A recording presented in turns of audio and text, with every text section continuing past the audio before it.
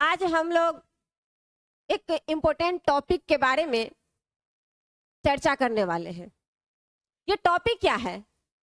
आप सभी जान रहे हैं कि वर्तमान समय में भारत और पाकिस्तान के मध्य बढ़ती तनातनी इस कदर बढ़ गई है कि आज दोनों देश युद्ध की चपेट में आ चुकी है।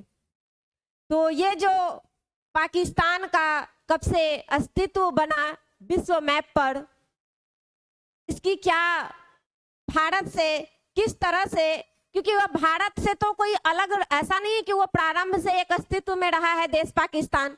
भारत से अलग हुआ, आज भारत विश्व में एक खुशहाल देश के रूप में अपनी पहचान कायम कर रखा है और विश्व की बहुत बड़ी इकोनॉमिक में अपनी स्थान बना रखा है।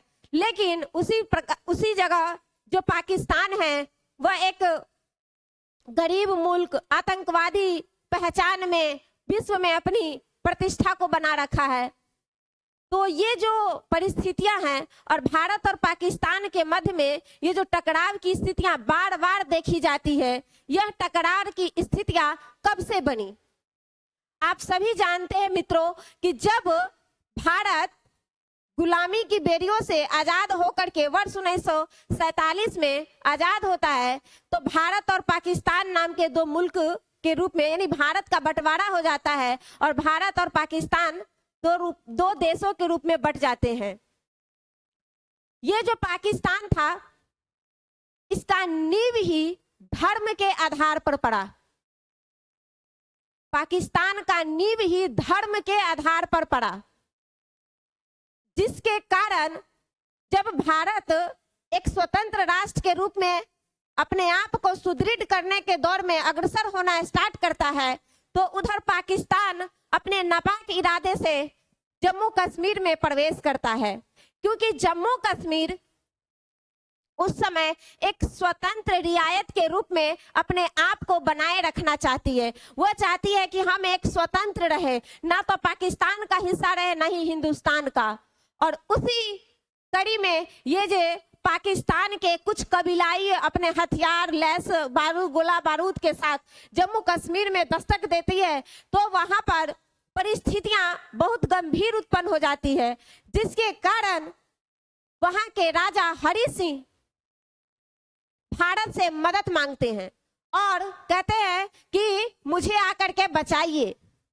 लेकिन भारत उसे मदद करने से उस समय इनकार कर देता है और कहता है कि हम आपका मदद तब करेंगे जब आप भारत में विलय करते हैं, कश्मीर का विलय भारत में करते हैं, इस पर सहमति व्यक्त करते हैं, तो हम जाकर के आपकी मदद करेंगे।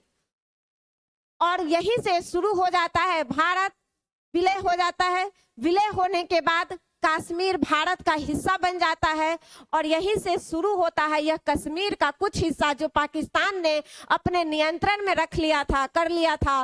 और वही हिस्सा पाकिस्तान में आज आतंकवादियों का गढ़ बन गया, जिससे बार बार पाकिस्तानी भारत के पवित्र आंचल में दाग लगाने के लिए अपने नापाक इरादों से अपने आतंकवादियों को भारत में भेजते हैं और हमारी माताओं, बहनों, कितने भाइयों को निराशा और मौत के घाट में उतारने का प्रयास करते हैं। यही बात आज हम आप लोगों को बताने वाले हैं कि कैसे कश्मीर का एक मुद्दा भारत और पाकिस्तान के युद्ध का एक नासूर साबित हुआ। तो आज हम एक एक करके और भारत पाकिस्तान के मध्य कश्मीर से उत्पन्न हुआ आतंकवादी सिलसिला किस तरह से आज की वर्तमान परिस्थिति में भी यही एक मुद्दा आज भी विश्व में युद्ध को निमंत्रण देने के कगार पर पहुंचा दी है। यह है भारत पाकिस्तान युद्ध, 6 जंगे और 6 कार्रवाई जवाब।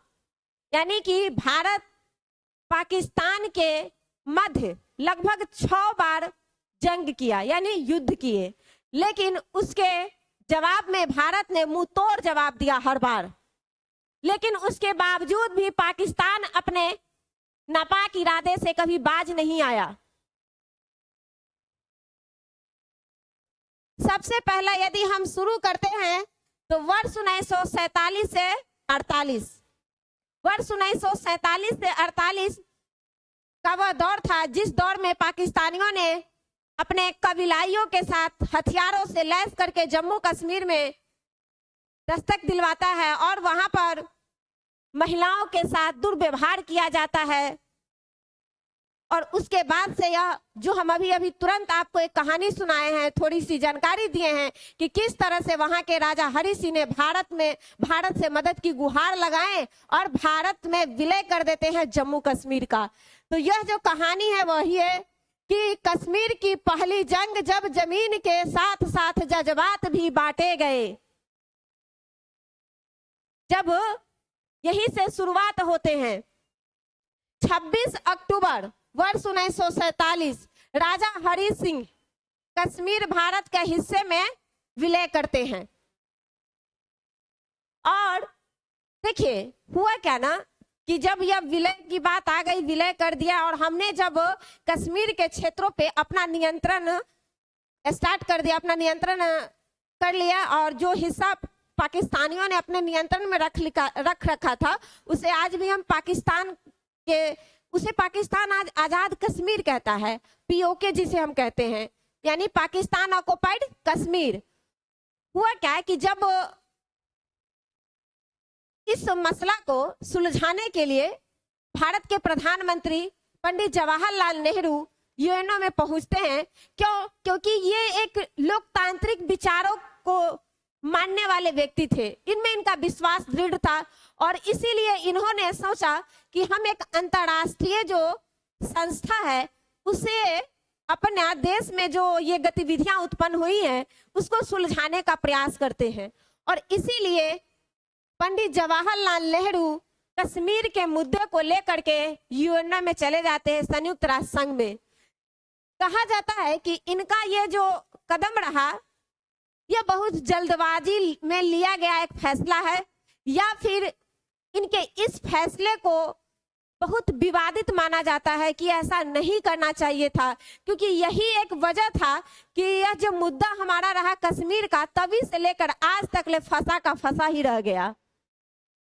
इस मुद्दे को हम आज तक नहीं सुलझा पाए, जिसके कारण इसकी गलती का जो लोग गलती कसूरवार ठहराते हैं पंडित जवाहरलाल नेहरू जी को ही।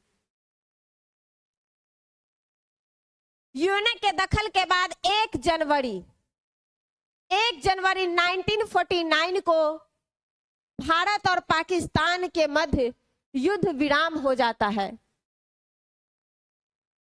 एक तरफ जम्मू कश्मीर का भारतीय इलाका हो गया, दूसरी तरफ पाकिस्तान का कब्जा वाला हिस्सा जिसे पाकिस्तान आज आजाद कश्मीर कहता है, और यही एक तरह से कहिए कि आतंकवाद का गढ़।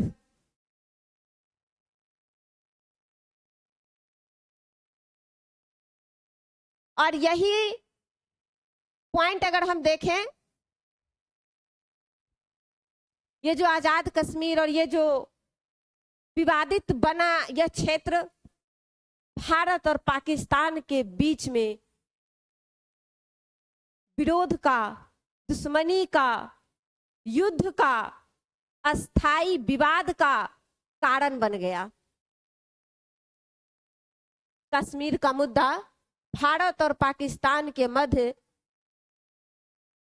एक अस्थाई कारण बन गया युद्ध का।